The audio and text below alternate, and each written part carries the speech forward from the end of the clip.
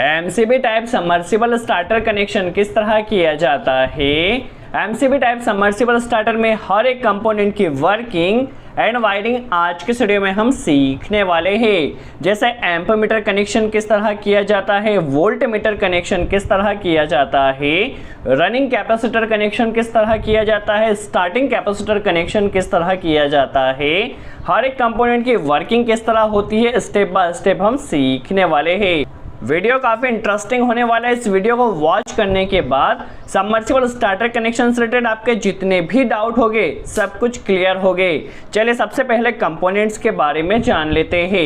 हमारे पास यहाँ पे 0 से लेकर के 30 एम्पेयर तक के करंट को मेजर करने के लिए एम्प मीटर दिया गया है, और जैसा कि जो एम्प मीटर होता है उसे सीरीज में कनेक्ट किया जाता है, तो इसके पीछे 2 टर्मिनल्स दिए गए जिसे हमें एम्प मीटर में कनेक्ट करना है। हमारे पास ये डिजिटल वोल्ट मीटर है। Normally analog volt meter submersible starter में यूज किया जाता है। यह हमारे पास जो डिजिटल वोल्ट मीटर है इससे हम 500 वोल्ट तक वोल्टेज मेजर कर सकते हैं। That means single phase and 3 phase दोनों ही तरह के वोल्टेज मेजर किए जा सकते हैं। सबसे पहले इसमें ऑक्सिलरी सप्लाई हमें लाइन और न्यूट्रल कनेक्ट कर देना है। फिर यहाँ से यदि आपको सिंगल फेज का वोल्टेज मेजर करना है तो फेज और न्यूट्रल यहाँ कनेक्ट कर दीजिए, और 3 फेज का मेजर करना है तो डबल फेज आप यहाँ कनेक्ट कर दीजिए।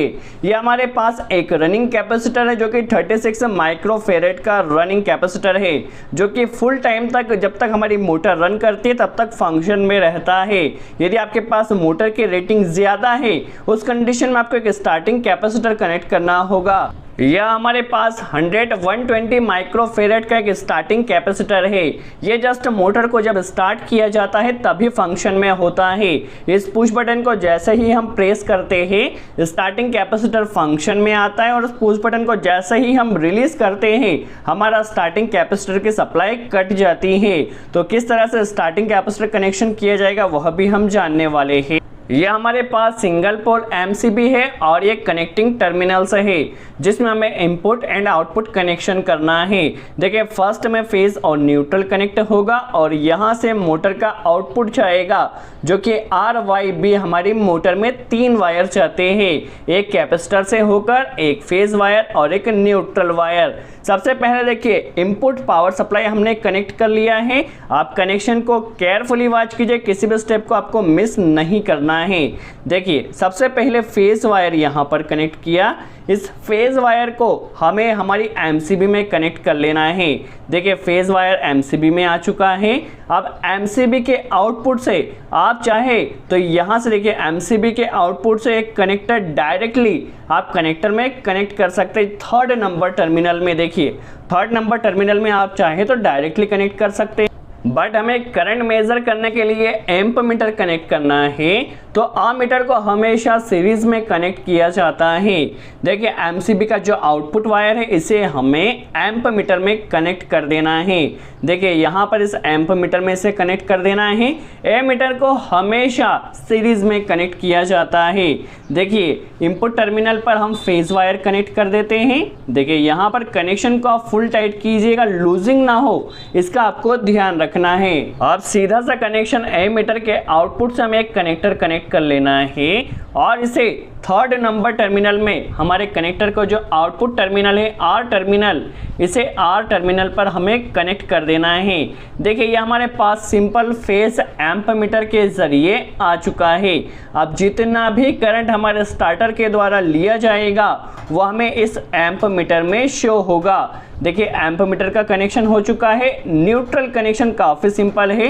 जो 2nd नंबर का हमारा न्यूट्रल वायर है इसे हमें डायरेक्टली देखिए कनेक्टर से यहाँ पर कनेक्ट कर दिया है। देखिए न्यूट्रल डायरेक्टली कनेक्ट हो चुका है।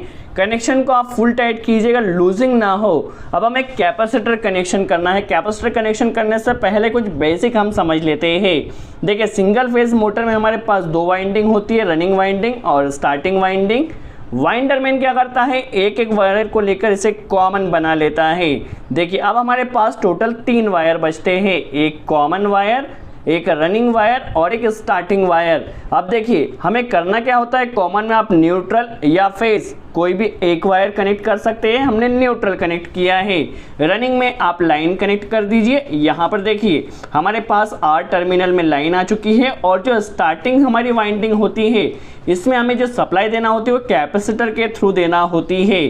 तो कैपेसिटर के थ्रू देने के लिए जो बीच वाला Y टर्मिनल है, इस Y टर्मिनल में हमें एक कैपेसिटर का वायर कनेक्ट कर देना। ये हमारे पास रनिंग कैपेसिटर है। जब तक हमारी मोटर रन करती है तब तक यह कैपेसिटर फंक्शन में रहता है। देखिए एक कनेक्टर को हमें लेकर इसे रनिंग कैपेसिटर के वायर को Y नंबर टर्मिनल पर कनेक्ट कर देना है। अब मेन क्वेश्चन ये उठता है, अब इस कैपेसिटर को सप्लाई कहाँ से दी जाए? तो इसे हम MCB के आउटपुट से सप्लाई दे देते हैं। देखिए हमारे पास जो रनिंग कैपेसिटर है इसे MCB से डायरेक्ट सप्लाई मिल रही है। जैसे ही MCB को ऑन किया जाएगा रनिंग कैपेसिटर ऑन होगा और इसकी सप्लाई हमारी मोटर में जाएगी। तो देखिए रनिंग कैपेसिटर का कनेक्शन यहाँ पर हो चुका है, जो कि काफ़ी सिंपल है। यदि आपके पास कम रेटिंग की मोटर है तो इसे आसानी से रन किया जा सकता है, बट यदि आपके पास हाई रेटिंग की कोई मोटर है तो उसे रन करने के लिए आपको एक स्टार्टिंग कैपेसिटर कनेक्ट करना होगा। नॉर्मली यदि आधे HP से कम रेटिंग की आपके पास कोई मोटर है, 300 वाट या 400 वाट, तो आप इसे डायरेक्टली इस स्टार्टर के ज़रिए रन कर सकते हैं। बट जैसा कि 1 HP या आधे HP की आपके पास कोई मोटर है तो उसके लिए आपको स्टार्टिंग कैपेसिटर कनेक्ट करना होगा। अब स्टार्टिंग कैपेसिटर का कनेक्शन किस तरह से होगा हम समझ लेते हैं। जो हमारे पास स्टार्टिंग कैपेसिटर है जब मोटर को रन किया जाएगा तभी फंक्शन में रहेगा। तो कैपेसिटर के एक वायर को देखिए, जहाँ पर हमने रनिंग कैपेसिटर के वायर को कनेक्ट किया था वहीं पर हमें स्टार्टिंग कैपेसिटर के कनेक्टर को भी कनेक्ट कर देना है। अब मेन क्वेश्चन ये उठता है स्टार्टिंग कैपेसिटर को सप्लाई कहाँ से दी जाएगी? तो देखिए जो कैपेसिटर का जो दूसरा वाला वायर बचा हुआ है इसे हमें पुश बटन में कनेक्ट करना है। देखिए जब पुश बटन को ऑन किया जाएगा या प्रेस किया जाएगा तभी स्टार्टिंग कैपेसिटर ने ऑन होना चाहिए। तो कैपेसिटर के एक वायर को हमें इस पुश बटन के आउटपुट सिरे पर कनेक्ट कर देना है। अब इस पुश बटन में सप्लाई कहाँ से दी जाएगी? तो जो एम्प मीटर का आउटपुट सिरा है, एम्प मीटर के आउटपुट से ध्यान से वॉच कीजिए, एम्प मीटर के आउटपुट से हमें एक कनेक्टर कनेक्ट करना है और इसे पुश बटन में इनपुट सप्लाई कनेक्ट कर देना है, ताकि स्टार्टिंग कैपेसिटर के द्वारा जो भी एम्पेयर लिया जाएगा वो भी हमें एम्प मीटर में शो होता रहे। देखिए एम्प मीटर के आउटपुट से हमने एक कनेक्टर लेके इसे पुश बटन में इनपुट कनेक्ट कर दिया है। अब देखिए यहाँ तक हमारे पास सप्लाई पुश बटन तक डायरेक्टली आ रही है। जैसे ही पुश बटन को प्रेस किया जाएगा हमारा स्टार्टिंग कैपेसिटर फंक्शन में आएगा। जैसे ही पुश बटन को स्टॉप किया जाएगा हमारा स्टार्टिंग कैपेसिटर कट हो जाएगा और जो मोटर है वो ओनली रनिंग कैपेसिटर पर रन करेगी। जब भी हम मोटर को स्टार्ट करते तो हमें नॉर्मली 2 सेकंड तक पुश बटन को प्रेस कर रखना होता है। अब हम डिजिटल वोल्ट मीटर कनेक्शन किस तरह किया जाएगा समझ लेते हैं। इसमें हमें देखिए लाइन और न्यूट्रल, क्योंकि सिंगल फेज वोल्टेज मेजर करना है तो यहाँ पर लाइन और न्यूट्रल कनेक्ट कर देना है। और चूंकि हमें सिंगल फेज सप्लाई मेजर करना है तो इसके लिए जो वी टर्मिनल दिया गया है उसमें आपको लाइन और न्यूट्रल वायर ही कनेक्ट करना है। यदि आपके पास 3 फेज सप्लाई होती तो फिर आप कोई भी 2 फेज वहां पर कनेक्ट कर देते तो आपको 2 फेज का वोल्टेज मिल जाता। देखिए न्यूट्रल हमने कनेक्टर से डायरेक्टली लिया है, इसे हम पहले न्यूट्रल का कनेक्शन कर लेते हैं। देखिए डिजिटल वोल्ट मीटर में जो न्यूट्रल पॉइंट दिया गया है, न्यूट्रल पॉइंट में इसे हमें कनेक्ट कर लेना है। और चूंकि हमें सिंगल फेज सप्लाई मेजर करना है उसके लिए यहीं से एक कनेक्टर हमने लिया है और इसे वी टर्मिनल के जो 2 कनेक्टर दिए गए हैं वहां पर कनेक्ट कर देना है। तो देखिए न्यूट्रल कनेक्शन हमारा यहाँ पर हो चुका है। कॉइल की सप्लाई वोल्ट मीटर के न्यूट्रल में कनेक्ट कर दिया है और यहाँ से न्यूट्रल का वोल्टेज मेजर करने के लिए वी कनेक्टर में हमें इस वायर को कनेक्ट कर देना है। तो यहाँ पर न्यूट्रल आ चुका है। हम डिजिटल वोल्ट मीटर कनेक्शन कर रहे हैं और इससे हमें सिंगल फेज सप्लाई मेजर करना है। अब यहाँ से फेज वायर कहाँ से दिया जाए? तो फेज वायर आप चाहे तो एम्प मीटर के आउटपुट से भी कनेक्ट कर सकते हैं। आप चूंकि एम्प मीटर के आउटपुट से ही पुश बटन में सप्लाई आ रही है तो यहाँ से देखिए पुश बटन के इनपुट से हमें एक कनेक्टर कनेक्ट करना है और यहीं से जो वोल्ट मीटर की कॉइल है, वोल्ट मीटर की कॉइल में हमें कनेक्टर कनेक्ट कर देना है। ताकि कितना वोल्टेज आ रहा है यहाँ पर मेज़र किया जा सके। चलिए, पुश बटन के इनपुट पर हमने कनेक्टर कनेक्ट किया है।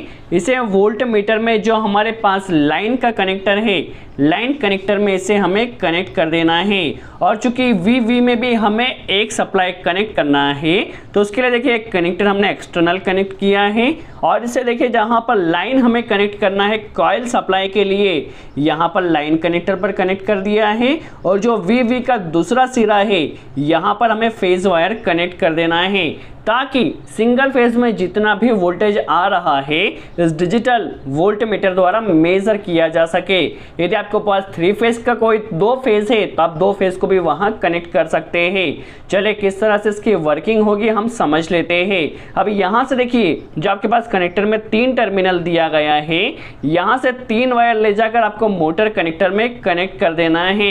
आउटपुट के लिए हमने मोटर के स्थान पर यहां पर एक बल्ब कनेक्ट किया है। अब देखिए, चूंकि बल्ब का लोड कम है, इसलिए देखिए जब हम जैसे ही एमसीबी को ऑन करते हैं तो हमारा बल्ब ऑन हो जाता है, या हमारी मोटर ऑन हो चुकी है और यहाँ पर वोल्टेज शो कर रहा है। चूंकि जो हमारे पास बल्ब का लोड है वो बहुत कम है, इसलिए एम्प मीटर में कोई भी सप्लाई या कोई भी करंट शो नहीं कर रहा है। यदि आपके पास हेवी रेटिंग की कोई मोटर होती तो जब आप पुश बटन प्रेस करते, पुश बटन के प्रेस करने से स्टार्टिंग कैपेसिटर ऑन होता और स्टार्टिंग कैपेसिटर ऑन होने से आपकी मोटर रन करती। बट चूंकि आपके पास स्मॉल रेटिंग की कोई मोटर है तो डायरेक्टली एमसीबी से ही ऑन हो जाएगी। यदि हाई रेटिंग की कोई मोटर हो तो आपको पुश बटन प्रेस करना होगा, जिससे स्टार्टिंग कैपेसिटर फंक्शन में आएगा, जिससे आपकी मोटर रन होगी। सो आई होप आपको क्लियर हुआ हो MCB type submersible starter connection किस तरह किया जाता है।